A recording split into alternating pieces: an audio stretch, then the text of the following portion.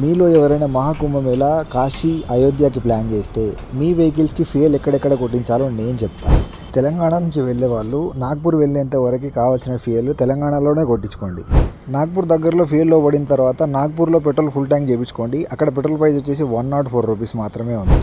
నాగ్పూర్ నుంచి ప్రయాగ్రాజ్ రీచ్ అవ్వడానికి almost 700 kilometres అయితే ఉంటుంది. అక్కడికి వెళ్ళే వరకు మళ్ళీ మీ ఫ్యూయల్ ట్యాంక్ లో అయిపోతుంది అని నేను ఎక్స్పెక్ట్ చేస్తున్నాను. సో ప్రయాగ్రాజ్లో వచ్చేసి మళ్ళీ ఫుల్ ట్యాంక్ చేయించుకోండి. అక్కడ పెట్రోల్ కాస్ట్ 95.5 రూపీస్ మాత్రమే.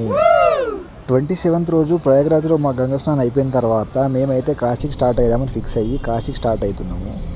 కరెక్ట్గా బయటపడే టైంలో అమిత్ షా వచ్చిండని చెప్పి రోడ్స్ అన్నీ కూడా బ్లాక్ చేశారు. ఎవరిని ఎక్కడికి కదలనివ్వట్లేదు. అన్ని వెహికల్స్ అక్కడికక్కడ ఆపేశారు. మా ప్లానింగ్ ఏముండే అంటే ప్రయాగ్రాజ్ నుంచి స్టార్ట్ అయిపోయి ఒక 3 to 4 అవర్స్లో వారణాసి రీచ్ అయిపోయి ఈవినింగ్ కల్లా దర్శనం చేసుకొని సాయంత్రానికి గంగా ఆరతి అటెండ్ అయ్యి నైట్కి స్టార్ట్ అయిపోదామనే ప్లాన్లో మేముండే. కానీ సీన్ రివర్స్ అయిపోయింది అంతా. ప్రయాగ్రాజ్ నుంచి వారణాసి వెళ్ళే దారి చూస్తున్నారు కదా, రోడ్డు మీద జనాలు ఎక్కడ పడితే అక్కడ నడుస్తున్నారు. ఆల్మోస్ట్ రోడ్డు మొత్తం వాళ్ళే ఆక్యుపై చేసి మరి నడుస్తున్నారు. అసలు ఎవరు ఎక్కడికి నడుస్తున్నారో అర్థం అవ్వట్లేదు. 2 సైడ్స్ నడుస్తున్నారు. మళ్ళీ నేనేమనుకుంటున్నానంటే ప్రయాగ్రాజ్లో మనకి 2 నదులు కలుస్తాయి. ఒకటి వచ్చేసి గంగా, ఇంకొకటి వచ్చేసి యమున. సో జనాలు గంగాలో ఉన్నవాళ్ళు యమున దగ్గరికి, యమునాలో ఉన్నవాళ్ళు గంగా దగ్గరికి వెళ్ళడానికి అలా నడుస్తున్నారని నాకు అనిపిస్తుంది. అసలు విషయం ఏంటంటే మనం యమునా రివర్ దగ్గర ఉన్న, గంగా రివర్ దగ్గర ఉన్న త్రివేణి సంగంకి మాత్రం బోట్లో వెళ్ళాల్సిందే. సెక్టార్ 23 దగ్గర అరైల్ ఘాట్కి కార్ అలో చేస్తారు. అక్కడికి నియర్ బై 2-3 కిలోమీటర్స్లోనే పార్కింగ్స్ చాలా ఉంటాయి. అక్కడ కారు పెట్టేసి ఈజీగా నడుచుకుంటూ వెళ్ళేసి సెక్టార్ 23 లేదా 24కి వెళ్ళి బోట్ మాట్లాడుకొని త్రివేణి సంగంకి వెళ్ళి రావడం చాలా సులభమైన పని.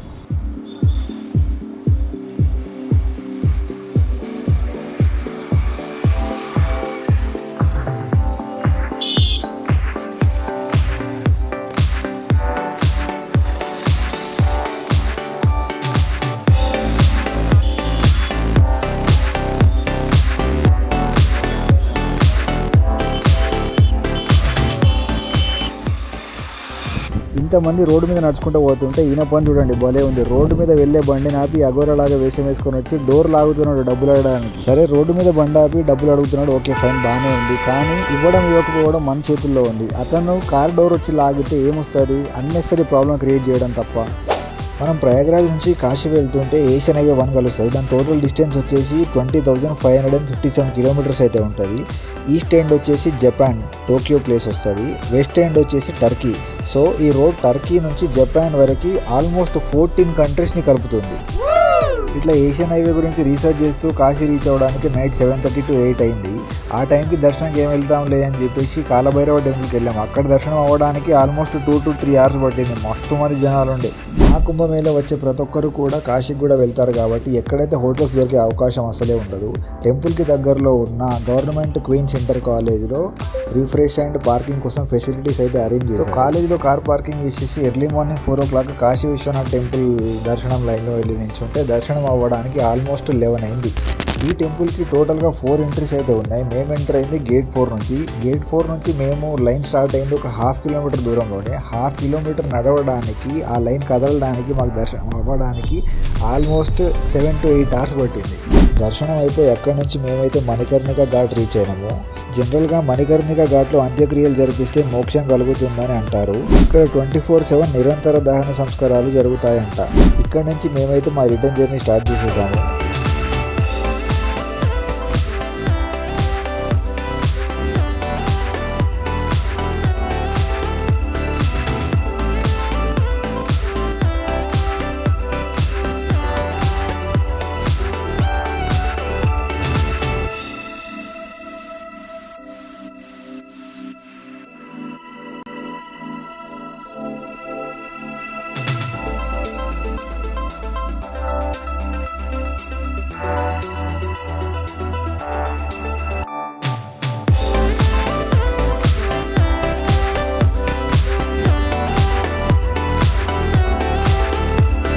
వారణాసి నుంచి రిటర్న్ అవుతూ ఉంటే మిర్జాపూర్ దాటిన తర్వాత ఒక దగ్గర ఉత్తరప్రదేశ్ మధ్యప్రదేశ్ బార్డర్ వస్తుంది. మళ్ళీ ఉత్తరప్రదేశ్ బార్డర్ దాటే టైంలో ఫ్యూయల్ కొట్టించాము. ఆల్రెడీ కార్లో హాఫ్ ట్యాంక్ ఉన్నా కూడా మళ్ళీ ఫుల్ ట్యాంక్ చేయించుకున్నాము. ఎందుకంటే ఇక్కడ ఫ్యూయల్ ప్రైస్ 95 రూపీసే కాబట్టి.